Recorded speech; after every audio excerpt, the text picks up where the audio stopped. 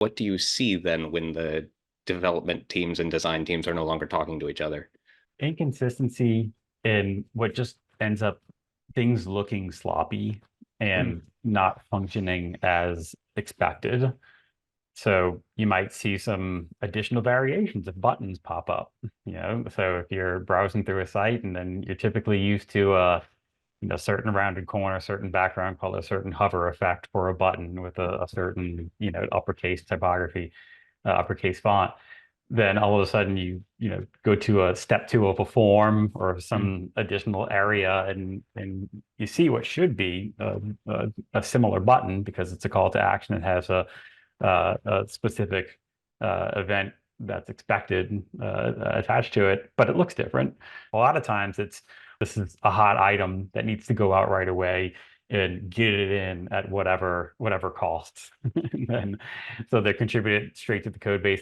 And then a lot of times that ends up setting a precedent. If you're not using a design system, this is inefficient, but couldn't the designers just like email the developer a Figma that has the same, they're being consistent with their designs? They're like, here, it's a Figma, it's the same designs. Like it should be the same. Why does that not happen?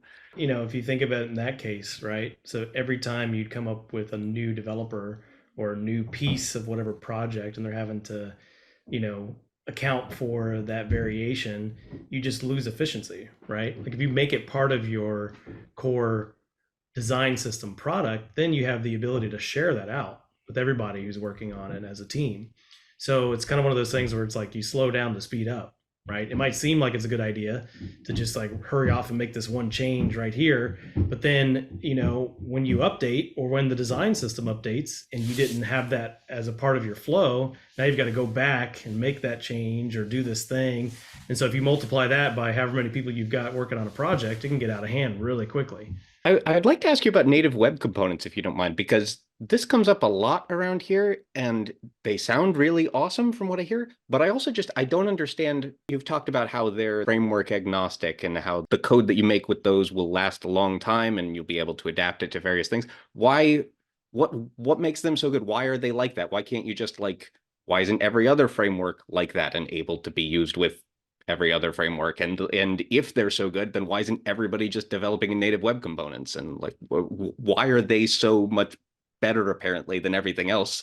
And then why aren't people just using them then? I'll say, why aren't everybody using them from um, like a popularity standpoint? Is that they don't have as good a PR as as Angular and some of these larger JavaScript frameworks that are backed by Facebook and Google. That's the popularity contest. Well, first, I think it's important to understand the con. Like these native web components have been around even before a lot of real popular frameworks. Like they predate React. It's just that specs are kind of hard, right? Because you have what should work and then you have what does work in browsers, right? And so what does work for the longest time have been JavaScript frameworks that kind of like filled the gap of what should work.